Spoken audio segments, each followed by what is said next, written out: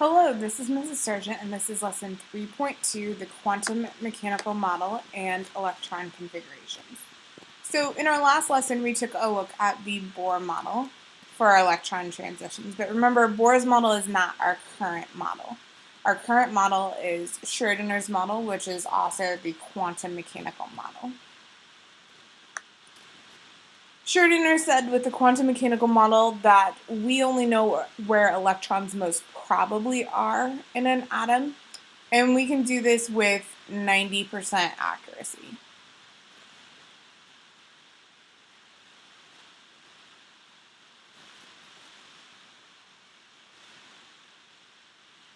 Each orbital can hold 2 electrons. So we have different atomic orbitals, different shapes that we're going to take a look at. Each one of those orbitals can hold a max of 2 electrons.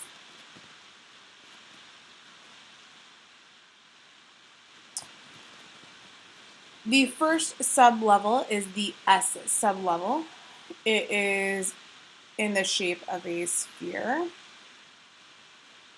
It starts at energy level 1, and we only have 1 orbital per sublevel. 1 orbital, 2 electrons per orbital, so that gives us a total of 2 electrons for the S sublevel.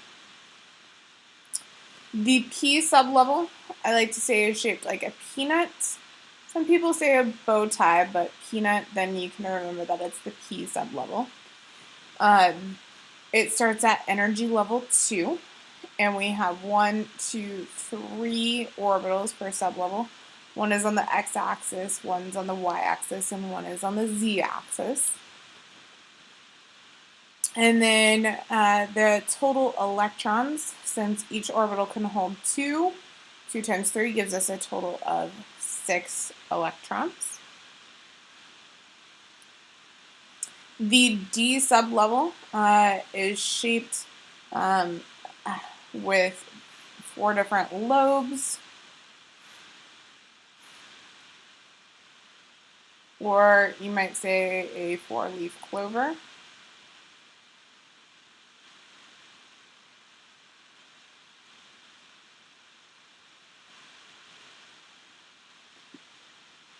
Starts at energy level 3, and we have 1, 2, 3, 4, 5 orbitals per sublevel.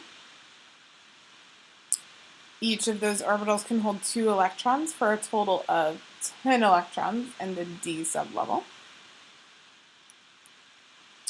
The F sublevel is shaped like a flower.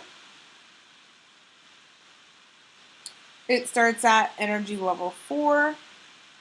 There are 1, 2, 3, 4, 5, 6, 7 orbitals in the F sublevel. Each can contain 2 electrons for a total of 14 electrons. At the bottom of your page, you have a periodic table. So you might want to pause the video so that you can color it in. But before you pause the video, let's label a few things. Here in the blue, we have the S sublevel, and the S sublevel also includes helium. Then we have the P sublevel here in yellow. The D sublevel is this reddish pink color. And then the F sublevel is the green down here at the bottom.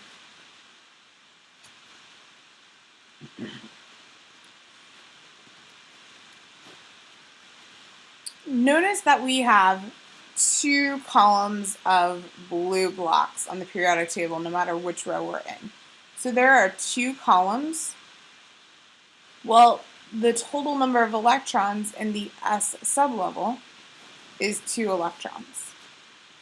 For the P sublevel, we have 6 columns.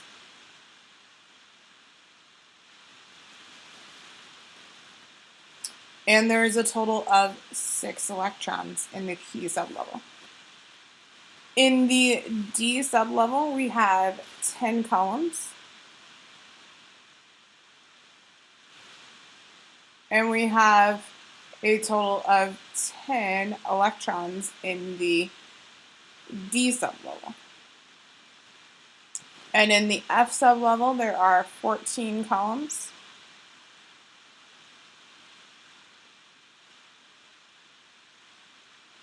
Well, there is a total of 14 electrons in the F sublevel.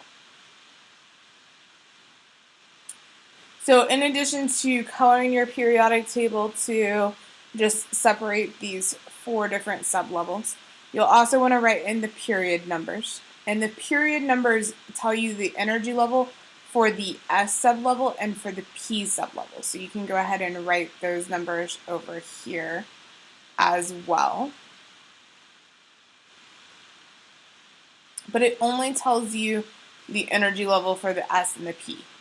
The D sublevel, we said, starts at energy level 3. So it's going to go 3, 4, 5, and 6. And then the F sublevel, we said, starts at energy level 4. So go ahead, pause the video, label these things, color in your periodic table, and then you can resume the video when you have that done. It does not have to be these colors. You can use highlighters, just anything to separate them out into different sections. Welcome back. So steps for writing electron configurations. You're always going to start at hydrogen. With our electron configuration handout, we said that electron configurations are the addresses for elements. And so I like to think about electron configurations like GPS turn-by-turn directions to how to get to someplace new that you haven't been. So I like to think about hydrogen as your new home. And hydrogen starts on the first energy level in the S sublevel. So every single electron configuration is going to start off with 1s. The coefficient, which is just the big number, that represents the energy level. The letter represents the sublevel, and the exponent, the small number, that's superscript, represents the number of electrons in that sublevel. Okay, so go ahead and flip back and take a look at your periodic table that you labeled. Before we go through some examples step by step, I just would like you to put your pencil down and just watch me go through one. So if we want to write the electron configuration for nitrogen, we're going to start at hydrogen, which is our new home. So nitrogen is the electron configuration that we want to write. So we're going to start off at the first energy level. We have to go through the S sublevel, and we go 1, 2 blocks. So our number of electrons is going to be 2. That's going to be a superscript. So we always read the periodic table left to right. We go down to the next line, left to right, down to the next line, left to right. So then we're down here. We're in the second energy level. We have to go through the S sublevel. And we're going to go 1, 2 blocks. We're going to follow that all the way across. We're still in the second energy level, but now we're at the P sublevel. And we're going to go 1, 2, 3 blocks to get to nitrogen's front door. So nitrogen's electron configuration is 1s2, 2s2, 2p3. So now we can go through some examples together.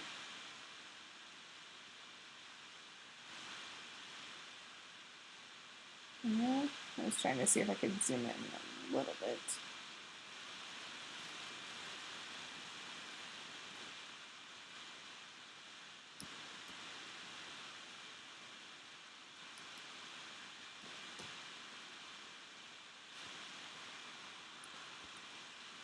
There we go, that's a little bit better.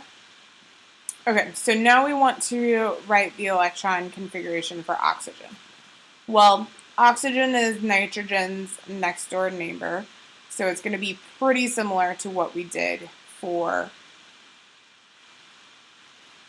nitrogen. Just going to label the energy levels here before we get going. Okay, so we're going to start off first energy level. We go through the S sublevel and we go through 2 blocks. Come down to the next row. We're in the second energy level, the S sublevel, and we have to go through 2 blocks of the S sublevel. We're going to follow that row all the way across the periodic table. We're still in the second energy level, but now we're at the P sublevel. And we go 1, 2, 3, 4 blocks to get to oxygen's front row. So we're going to do the same thing now for sodium. And it's going to start off 1s. We go through that first row, so 1s2, down to the next period, so second energy level, S sublevel, going through both of those blocks. Follow the row across. We're at the second energy level, P sublevel, and we got to go all the way to the end of this row. So we're going to go 1, 2, 3, 4, 5, 6 blocks. Now we are at the third energy level in the S sublevel, and we got to go 1 block to get to sodium's front row. For cobalt, so now we're going to deal with some that are in the D block, or you have to go through the D block in order to get to them. So it's going to start off the same, 1s2, because we have to go through that first row. Then we go down to the next row, which is the second energy level, S sublevel, 1, 2. Still in the second energy level. Now we're at the P sublevel, going all the way to the end of that period, so 2p6. Now we're at the third energy level, going through both of those blocks, so 3s2. Follow that across the periodic table. Still in the third energy level, but we're at the P sublevel. We're going to go all the way through the P sublevel, so 3p6. Down to the next row. We're at the fourth energy level, the S sublevel, and we go 1, 2. And then we're changing energy levels, third energy level in the D sublevel, and then we got to count over to cobalt. So 1, 2, 3, 4, 5, 6, and 7. So 3d7. And then our last example goes for 10.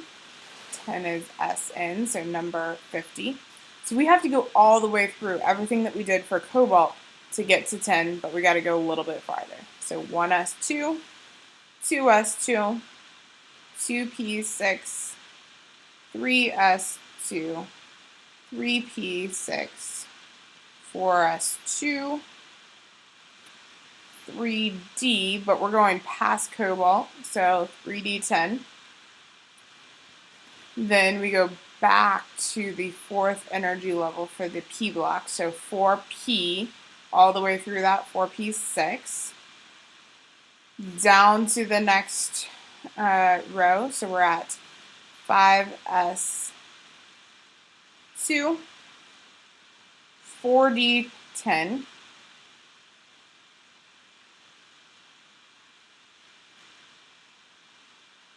and then back to the fifth energy level for the P block, 1, 2 to get to 10. So that's how you write the electron configurations. Now you might be saying, well, can't we just identify it by the last part? Well, electron configurations don't just tell us where on the periodic table to get to the element, but it also shows us where exactly the electrons are located within that atom.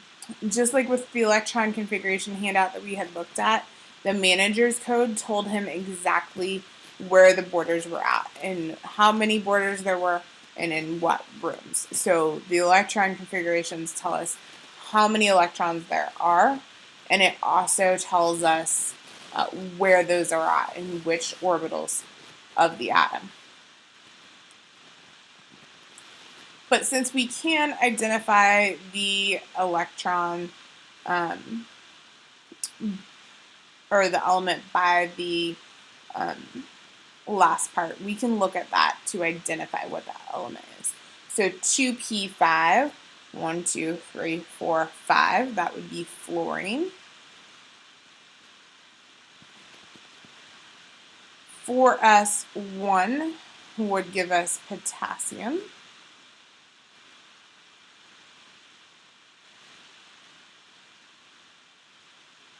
3d6 would be iron. And then 4f2, so remember the F sublevel starts at energy level 4, so 1, 2, that's cerium. There's something else I want you to notice. Notice the 1 asterisk here and the 2 asterisks here. So the S sublevel stops at element number 56, and the D starts at element number 71. So 57 through 70 is right here. That row fits in there. The second row of the F block fits in here. So we go 6s2, then we go to 4f2. So you would have to go to mercury, you would have to go 6s2, 4d14, 5d10 to get to mercury. So just wanted to point that part out to you because we hadn't looked at that yet. So you have practice on the bottom of page 6 and then top of page 7. You want to make sure you take a look at that. You do have a homework quiz coming up over lesson 3.1 and 3.2. So make sure that you are prepared for that. Come in and ask me if you have any questions. And thanks for stopping by. Have a great day.